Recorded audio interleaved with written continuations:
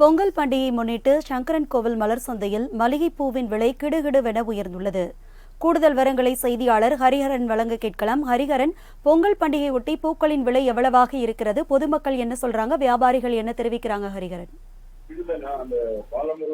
கண்டிப்பாக அரசி, சங்கரன்கோவில் மலர் சந்தையில் பொங்கல் பண்டிகையொட்டி மல்லிகைப்பூவின் விலையானது கிடுகிடுன்னு உயர்ந்து 1 கிலோ மல்லிகைப்பூ என்பது ஒரு 4000 ரூபாய்க்கு விற்பனையாகிறது. பிச்சிப்பூ மற்றும் கனகாம்பரம் பூ கிலோ 2000 ரூபாய்க்கு விற்பனையாகிறதால விவசாயிகள் மகிழ்ச்சி அடைஞ்சிருக்காங்க. தென்காசி மாவட்டம் சங்கரன்கோவில் மலர் சந்தை என்பது தென் தமிழகத்தில் இருக்கக்கூடிய மிகப்பெரிய ஒரு மலர் சந்தையாக கருதப்படுகிறது.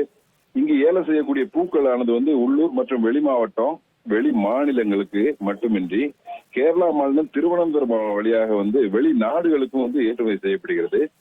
இந்த நிலையில நாளை மறுநாள் தமிழகத்தினால் பொங்கல் பண்டிகை கொண்டாடப்பட உள்ள நிலையில பூக்களின் விலை கிடுகிடுவென உயர்ந்துள்ளது. சங்கரன்கோவில் மற்றும் அதனை சுற்றியுள்ள பகுதிகளில் அதிக அளவுல மலர்கள் சாகுபடி செய்யப்படுகிறது. குறிப்பாக மல்லிகைப்பூ அதிக அளவுல சாகுபடி செய்யப்பட்டு சங்கரன்கோவில் மலர் சந்தைக்கு கொண்டு வரப்பட்டு அங்கு ஏலம் மூலம் விற்பனை செய்யப்படுகிறது.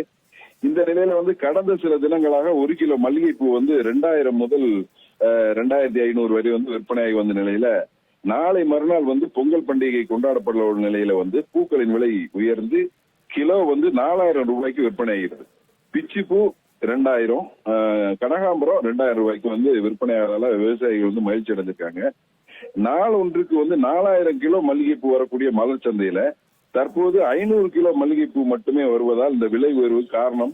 மேலும் கடந்த சில தினங்களாக பெய்த கனமழையின் காரணமாகவும் அதிக அளவில் பனிப்பொழிவு இருப்பதாலும் மல்லிகைப்பூவின் விளைச்சல் குறைந்துள்ளதால் விலை உயர்வுக்கு காரணம் என வியாபாரிகள் தரப்பில் தகவல் தெரிவிக்கப்பட்டது.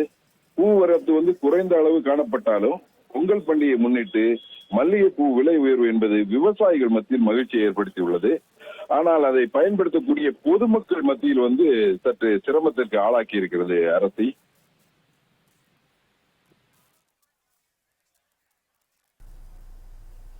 ஹரிஹரன், உங்களுடைய விவரங்களுக்கு நன்றி.